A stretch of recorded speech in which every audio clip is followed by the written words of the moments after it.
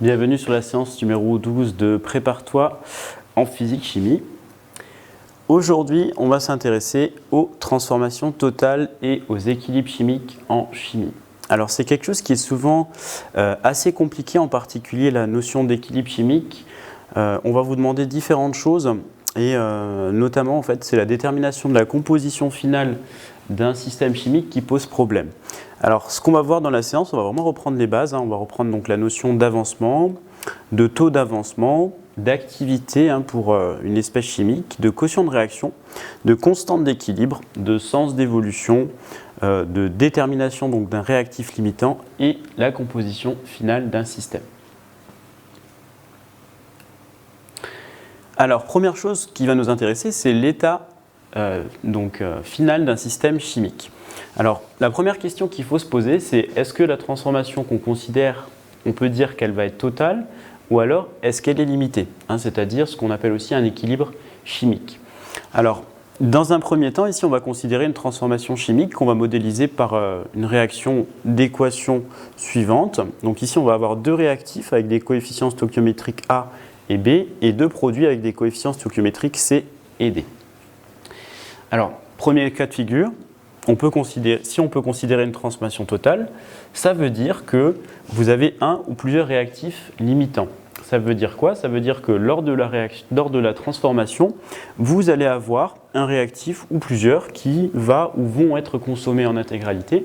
Et donc si vous ajoutez donc, l'autre réactif, finalement il ne se passera plus rien, puisque le premier réactif n'est plus présent. Alors cette transformation, on peut la modéliser par une réaction d'équation suivante où vous voyez qu'on remplace en fait le signe égal par une flèche vers la droite. Deuxième cas de figure, vous avez une transformation qui peut être limitée, ce qu'on appelle aussi un équilibre chimique, c'est-à-dire que cette fois, aucun des réactifs qui sont présents est entièrement consommé. Alors, je vous ai mis ici un petit point d'interrogation pour équilibre. Alors, qu'est-ce que ça veut dire équilibre chimique? Alors, équilibre chimique, ça ne veut pas dire qu'il ne se passe plus rien. En réalité, à l'échelle macroscopique, c'est-à-dire l'échelle de tout ce qu'on peut observer, effectivement, on peut dire qu'il ne se passe plus rien. Mais si on regarde à l'échelle microscopique, donc à l'échelle à laquelle vous allez avoir la réaction qui va se faire, en fait, en réalité, on va toujours avoir des réactifs qui vont réagir ensemble pour former des produits, mais les produits vont également réagir ensemble pour reformer des réactifs. Donc en fait, la réaction continue à se faire à l'échelle microscopique dans les deux sens, mais en fait, on va former par exemple autant de produits qu'on va en consommer. Donc finalement, on peut parler à l'échelle macroscopique d'un équilibre chimique. Alors ensuite, avancement d'une réaction. Alors l'avancement d'une réaction, souvent on va le noter X, donc en particulier en terminale, c'est une notation assez courante. Et on peut le noter également Xi en classe préparatoire, donc ça dépendra un petit peu de votre prof. Alors, l'avancement, c'est quoi? C'est quelque chose, donc c'est une grandeur qui est relative en fait à une quantité de matière. C'est quelque chose qui est nul à l'état initial et qui va évoluer jusqu'à une valeur finale qu'on va noter XF. Alors, comment est-ce qu'on définit l'avancement à un instant t donné? Donc, imaginez que vous ayez par exemple un réactif ou un produit. Donc, par exemple là, un réactif. Donc, la quantité de matière à un instant t donné, on va la noter NI. Donc, I étant l'indice qui va être associé au réactif. NI, donc avec le NI0 ici, en fait, c'est la quantité de matière qu'on a à l'état initial. Alors, la quantité de matière à un instant donné, normalement, doit être plus petite que la quantité de matière à l'instant initial. Et ça, on va le modéliser justement grâce à l'avancement. Donc, la différence, ça va être finalement le alpha IX avec alpha qui est tout simplement le coefficient stoichiométrique, c'est-à-dire le coefficient que vous avez devant le réactif dans l'équation qui traduit la transformation chimique. Donc vous voyez qu'ici vous avez bien un signe négatif. Ici tous les coefficients stoichiométriques, on considère que c'est des nombres positifs. En prépa, vous allez voir qu'on peut utiliser également ce qu'on appelle des coefficients stoichiométriques algébriques qui pour le coup cette fois peuvent être positifs ou négatifs selon qu'on considère un produit ou un réactif. Ici, on se limite vraiment à des coefficients qui sont positifs pour ne pas générer plus de difficultés. Donc, à l'inverse, quand vous allez avoir un produit, vous voyez que ici vous avez un signe plus entre les deux. Pourquoi? Puisque vous allez former la quantité de matière du coup de l'espèce chimique qui est présente va être plus élevée que la quantité de matière initiale de cette espèce, puisque vous allez en former. Alors, à l'état final, on a l'avancement final. Alors l'avancement final, si vous regardez, en fait vous pouvez l'obtenir à partir de ces deux relations. Donc il suffit de faire la différence entre la valeur absolue de la différence entre la quantité de matière à l'état final et la quantité de matière à l'état initial et de diviser ça par le coefficient stoichiométrique. Alors pourquoi est-ce qu'on prend la valeur absolue? Si vous êtes dans le cas d'un réactif, ici donc la quantité de matière à l'état final va être plus petite que la quantité de matière de l'espèce à l'état initial. Donc forcément, pour que vous ayez un avancement qui est une quantité de matière, qui est quelque chose qui est défini positivement, qui soit positif, eh bien il faut prendre une valeur absolue. Donc on peut aussi noter ça donc, comme la valeur absolue de la variation de la quantité de matière divisée par alpha i. Alors, la question qu'on va se poser, et ça va être vraiment le sujet ici, donc surtout de la dernière partie, c'est comment est-ce qu'on calcule XF? Eh bien, en réalité, ça va dépendre. Vous allez avoir deux cas de figure possibles. Premier cas de figure, c'est transformation totale. Donc dans ce cas-là, on va voir que XF, on va pouvoir dire que c'est égal à un avancement maximal qu'on va noter Xmax. Et dans un deuxième cas, donc pour une transformation limitée, donc un équilibre chimique, on va voir qu'on va devoir utiliser le quotient de réaction à l'équilibre pour déterminer la valeur de XF. Donc ça, c'est vraiment quelque chose qu'on va voir dans la suite.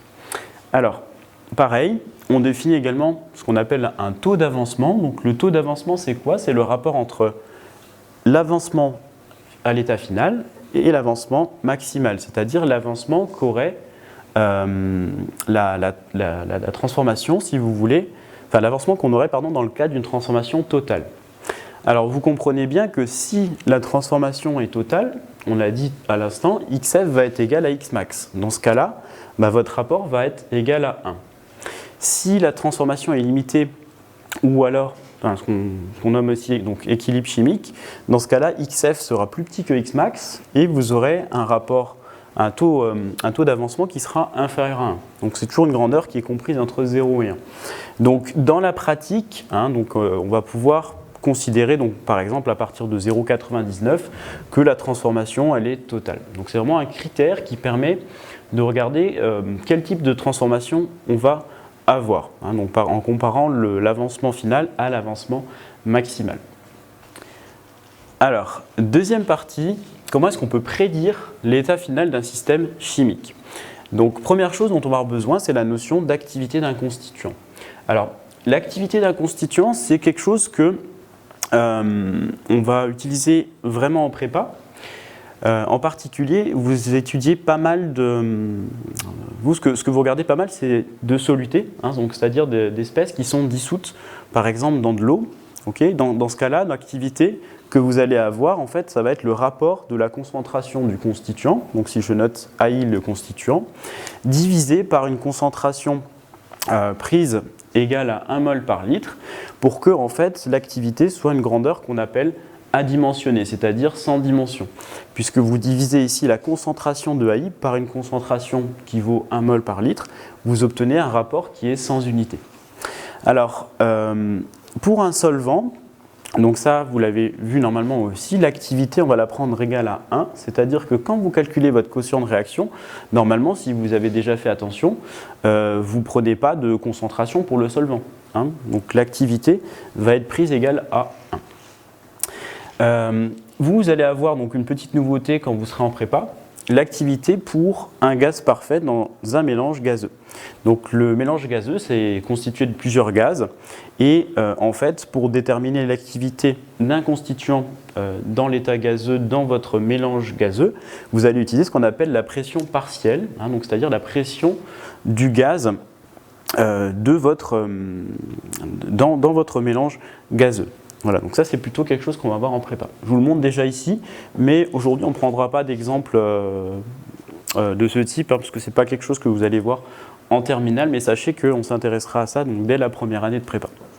Et dernier cas, donc aussi une activité qui est égale à 1, c'est quand vous avez soit une espèce qui est solide, soit un liquide qui est seul dans sa phase. C'est-à-dire que vous pouvez avoir plusieurs liquides dans la solution, le solvant et un autre liquide, mais si ce liquide du coup ne se mélange pas au solvant, vous allez pouvoir prendre une activité qui est égale à 1.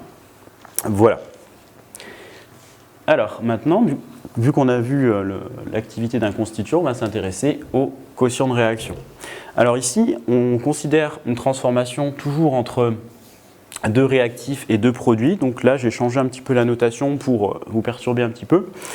Ici, vous avez donc un coefficient qu'on appelle nu. Donc c'est un symbole grec, nu1, nu2. Donc c'est juste les coefficients stoichiométriques des deux réactifs que j'ai notés A1 et A2.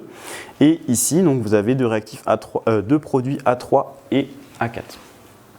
Alors, pour définir le quotient de réaction, comment est-ce que ça se définit? En fait, c'est tout simplement le rapport du produit des activités des produits, donc avec à chaque fois la puissance du coefficient stoichiométrique. Donc par exemple, l'activité de A3 à la puissance nu3 fois donc l'activité de A4 à la puissance nu4. Et donc tout ça divisé par le produit, cette fois, de l'activité des réactifs à la puissance leur coefficient stoichiométrique. Donc ça, c'est le quotient de réaction. Alors, du coup, on peut se demander, mais pourquoi définir ça? À quoi ça va nous servir? Eh bien, en réalité, grâce à ça, on va pouvoir prédire le sens d'évolution d'une transformation. Donc, en particulier, ce qu'il faut savoir, c'est que lorsque vous êtes à l'équilibre, vous avez donc votre quotient de réaction à l'équilibre qui va être égal à ce qu'on appelle la constante d'équilibre de la transformation. Alors, ce qu'il est important de comprendre, c'est que la constante d'équilibre de la transformation ne dépend pas de votre système chimique, c'est-à-dire que pour une transformation donnée, quelle que soit la composition dans l'état initial, c'est-à-dire quelle que soit la concentration par exemple des réactifs ou des produits que vous avez au départ, la constante d'équilibre va rester la même. Ce qui va changer, c'est le quotient de réaction à l'état initial. Alors justement, ce quotient de réaction à l'état initial, il va être très important parce qu'il va permettre de prédire le sens d'évolution de la transformation. En particulier, donc, si vous regardez soit à l'état initial, soit à un instant donné, la valeur du quotient de réaction, donc un instant donné qui n'est pas en fait à l'équilibre, vous regardez si le quotient de réaction il est inférieur à la constante d'équilibre, ça veut dire que le système va avoir tendance à évoluer dans le sens de formation des produits. C'est ce qu'on appelle aussi le sens direct 1. Au contraire, si vous avez un quotient de réaction qui est supérieur à la constante d'équilibre, alors le système va évoluer dans l'autre sens, c'est-à-dire le sens indirect, qui est également le sens du coup de consommation des produits ou alors de formation des réactifs. Et le dernier cas, qui est celui dont on a déjà parlé à l'instant, donc c'est lorsque le quotient de réaction est égal à la constante d'équilibre entre de l'acide éthanoïque et un ion fluorure. On va former de l'éthanoate et de l'acide fluorhydrique. On vous donne à 25 degrés Celsius la constante d'équilibre, donc égale à 10 puissance moins 1,6, et on vous donne également les concentrations en quantité de matière. On précise que c'est à l'instant initial, et on note ça avec un indice I. Donc vous les avez ici, donc c'est pour les 4 constituants qui sont présents. On vous demande de déterminer le sens d'évolution de la réaction à 25 degrés Celsius. Alors, ce qu'on va faire, c'est que vous allez utiliser ce qu'on vient de voir à l'instant, le critère d'évolution et le quotient de réaction. Donc vous pouvez mettre la vidéo en pause et on reprend avec la correction juste après. Alors pour prédire le sens d'évolution de la transformation, ce qu'on va faire dans un premier temps, c'est déjà déterminer le quotient de réaction à l'instant initial. Donc ça, on va pouvoir le noter QI. Donc on reprend la définition qu'on avait donnée, donc c'est le produit des concentrations ici, des activités à la puissance le coefficient stoichiométrique. Ici vous voyez que les coefficients stoichiométriques sont égaux à 1 partout. Donc là vous allez avoir le produit des activités, tout simplement des produits divisé par le produit des activités des réactifs. Ici, comme vous n'avez que des solutés, les activités seront en fait le rapport des concentrations divisé par la concentration égale à 1 mol par litre. Donc ici on va avoir CH3 COO- divisé par C0 fois la concentration de HF divisé, donc on peut rajouter un petit i ici pour préciser que c'est de la concentration à l'état initial, divisé par C0, et le tout divisé par donc, la concentration de CH3COOH, divisé par C0, fois la concentration donc, en ion fluorure, donc toujours à l'état initial, divisé par C0. Ici, ce que vous voyez, c'est que vous allez pouvoir simplifier les concentrations C0. Et à partir de là, donc, vous obtenez CH3, COO- donc initial fois la concentration en acide fluorhydrique à l'état initial et divisé par donc, la concentration en acide éthanoïque à l'état initial fois la concentration en ion fluorure à l'état initial. Quand vous en êtes là, on peut faire l'application numérique. Donc l'application numérique, vous la faites directement avec les données qu'on vous donne. Donc par exemple, en ion éthanoate, donc là on avait 2,0 fois 10 puissance moins 5. Ici, donc pour l'acide fluorhydrique, on avait donc 4,0 fois 10 puissance moins 3 mol par litre. Et on divise ça donc, par la concentration en acide éthanoïque. Donc ici, c'était 2,0 fois 10 moins 3. Et ici, pour la concentration en fluorure, c'est également 4,0 fois 10 puissance moins 3. Alors, on n'est pas obligé de faire tout le calcul. Vous voyez qu'il y a quelque chose qui va se simplifier ici. Donc là, vous avez du 4,0 fois 10 moins 3 au-dessus et en dessous. Donc ça se simplifie. Donc à la fin, donc là, le calcul on peut le faire donc sans calculatrice. Vous voyez que vous avez du 2,0 fois 10 puissance moins 5 divisé par 2,0 fois 10 puissance moins 3. Donc les deux vont se simplifier. Et il vous reste donc du 10 puissance moins 5 divisé par 10 puissance moins 3. Et vous savez que ça va aussi faire du coup fois 10 puissance plus 3. Donc au final, il va vous rester 1,0 fois 10 puissance, si vous faites le calcul, moins 2. Et attention, j'ai failli mettre une unité, mais c'est sans unité, puisque c'est un rapport adimensionné. Donc vous avez ça. Donc maintenant, du coup, ce que vous pouvez faire, c'est calculer le rapport entre le quotient de réaction à l'état initial et la constante d'équilibre. Donc à savoir ici donc 1,0 fois 10 puissance moins 2 et divisé par 10 puissance moins 1,6. Et vous trouvez à peu près donc 0,4. Donc, conclusion, on va avoir le quotient de réaction à l'instant initial qui est inférieur à la constante d'équilibre, donc à la température de la réaction qui est de 25 degrés Celsius. Conclusion.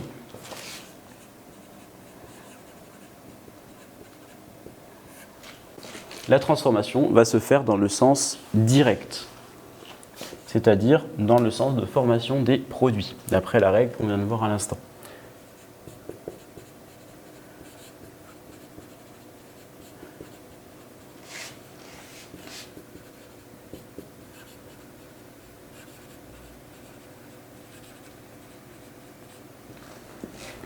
On arrive sur la partie la plus intéressante de cette séance, déterminer la composition finale d'un système. Donc là, il manque un petit E, mais je pense que vous m'en tiendrez par rigueur.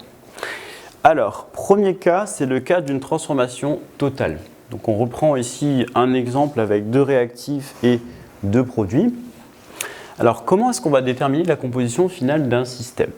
Donc dans un premier temps, vous savez que l'avancement final, quand vous avez une transformation qui est totale, va être égal à l'avancement maximal. Donc l'avancement maximal, on va l'obtenir à partir d'un ou de plusieurs réactifs.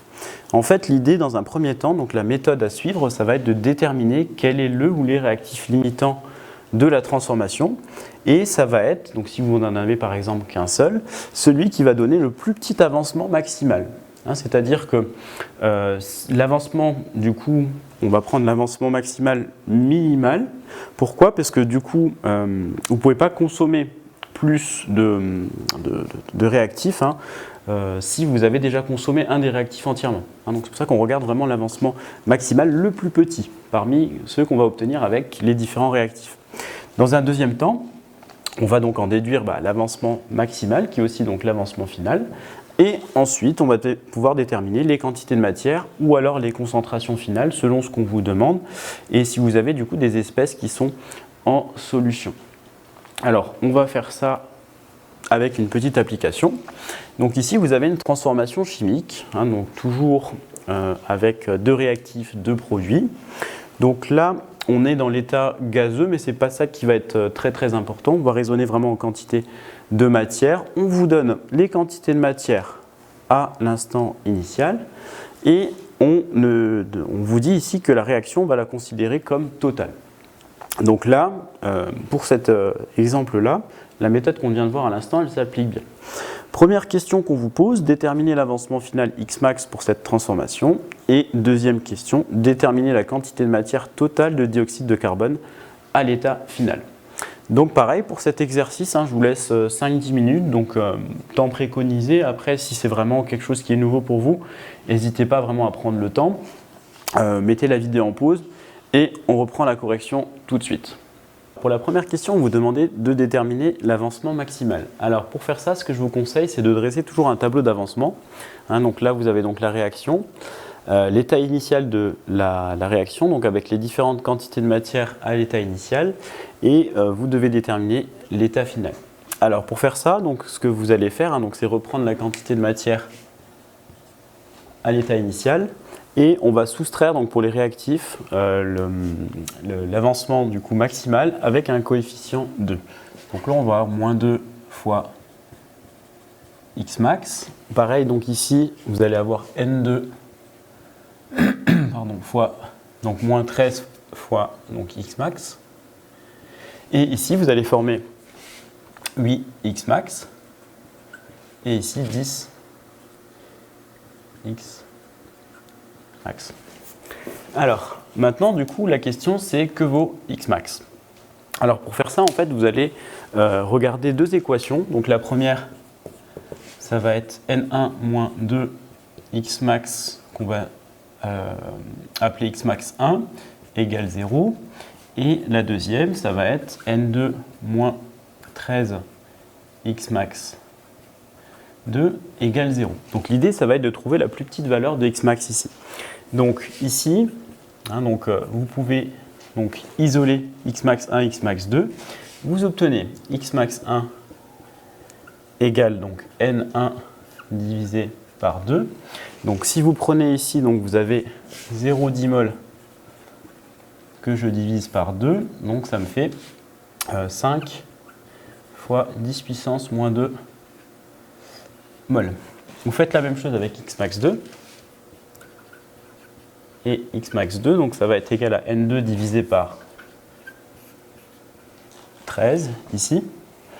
Et donc ça fait 0,65 mol divisé par 13. Donc si vous faites le calcul, vous retrouvez également 0,05 mol, c'est-à-dire 5 fois 10 puissance 2 mol. Alors ce qu'on vient de mettre en évidence, c'est que les deux valeurs ici d'avancement maximal calculé sont égales. Ça veut dire que ici vous êtes dans un cas où vous avez en fait deux réactifs limitants. Donc conclusion, ici, donc C4H10 et le dioxygène sont tous deux réactifs limitants.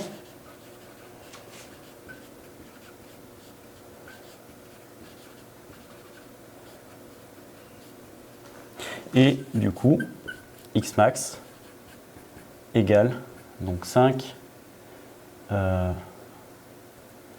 fois 10 puissance moins 2 mol.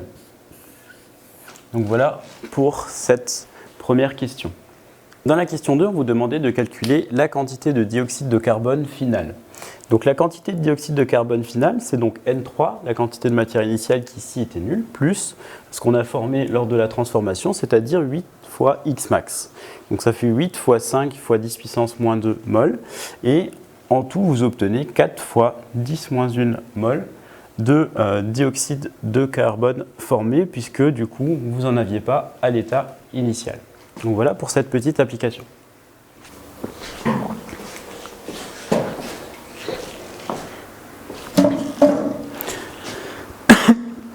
Alors, on vient de voir le cas d'une transformation totale. Maintenant, on va s'intéresser à celle d'un équilibre chimique, ou donc aussi ce qu'on appelle une transformation qui est limitée.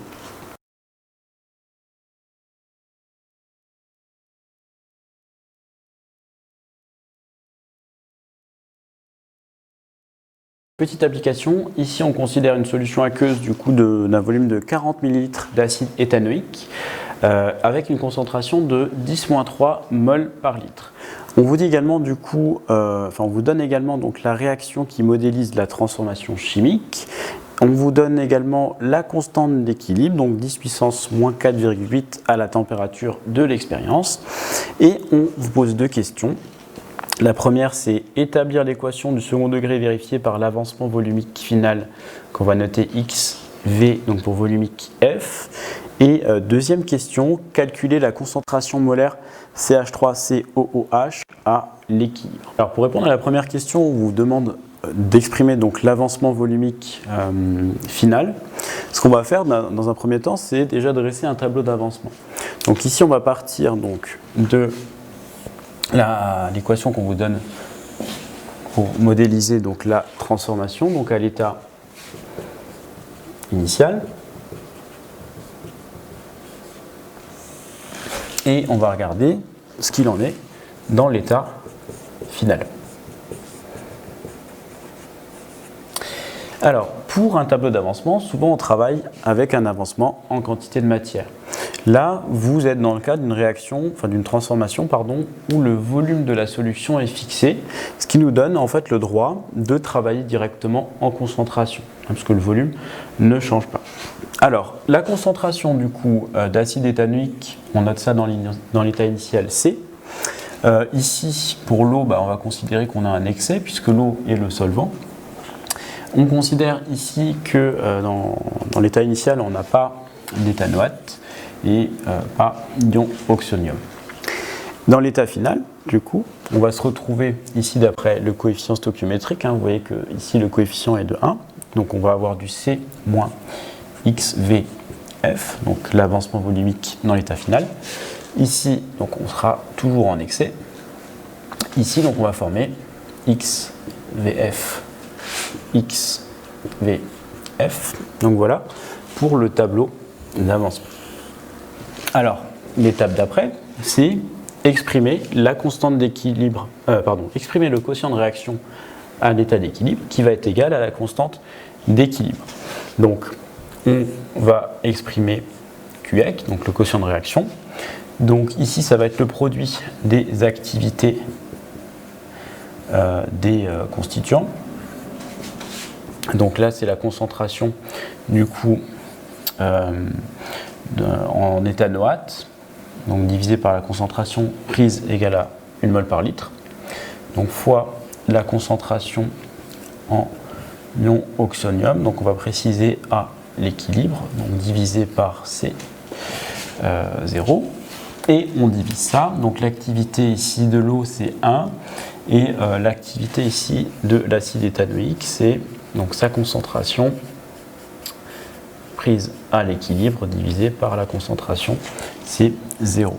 Ensuite, donc du coup, on peut remplacer ce qu'on a là, les concentrations par l'expression dans l'état final. Donc ici, on va avoir XVF fois XVF, c'est-à-dire XVF au carré. Ici, on va avoir donc, du C moins XVF, et il vous reste encore donc le C0 ici qui serait ici, et donc qui vaut 1 mol par litre. Ça, on sait que c'est égal à la constante d'équilibre puisque le quotient de réaction à l'état d'équilibre est égal à la constante d'équilibre. Et ensuite, l'idée, ça va être de développer tout ça. Donc ici, on peut développer. Donc ce que je vais faire, c'est développer pour me ramener en fait à une forme de polynôme ici en xvf. Donc je vais avoir xvf au carré qui va être égal à k fois donc c moins xvf fois donc c0. Et donc ça, on va avoir ici donc x carré vf. Donc là, je passe tout de l'autre côté. Plus k fois c donc fois x vf moins donc k fois c0 fois la concentration initiale d'acide éthanoïque, et donc j'obtiens ceci. Alors maintenant, résolution numérique.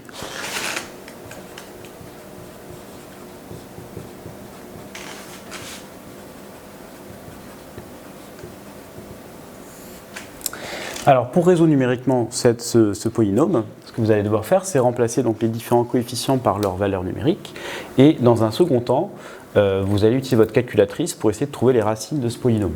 Okay. Donc le polynôme, du coup, si je remplace les coefficients par leur valeur numérique, donc K, on avait donc 10 puissance moins 4,8. Donc fois C qui vaut 1, fois XVF, donc moins K, C fois la concentration en acide éthanoïque, donc 10 puissance moins 4,8 fois, donc ici on avait 1,00 fois 10 puissance 3 mol par litre. Voilà. Donc quand vous en êtes ici, vous effectuez une résolution numérique à la calculatrice. Vous trouvez deux solutions.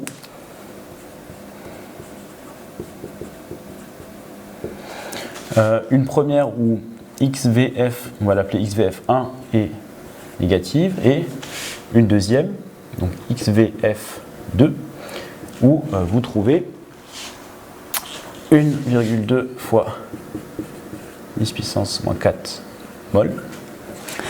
Étant donné que l'avancement volumique est une grandeur qui est positive, vous voyez qu'il y a une des deux solutions qui va forcément être directement exclue.